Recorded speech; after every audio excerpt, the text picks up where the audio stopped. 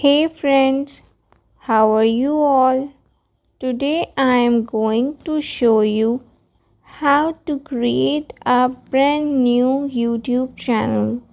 Many people make a channel just to watch videos, while others create it to make their own content.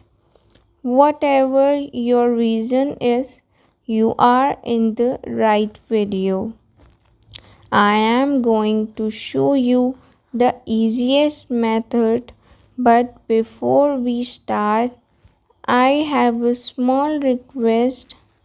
Make sure to subscribe my channel Zonic Tech so you never miss any of my future videos. Alright, let's get started. First, open the YouTube app on your phone.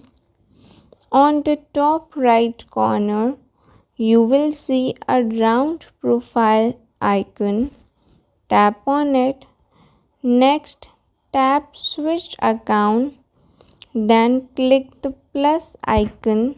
At the top, a little loading will happen. You will see options to enter email or phone number, but don't do that. Instead, click create account at the bottom. Now fill in your name, birth date and gender. Create your Gmail ID.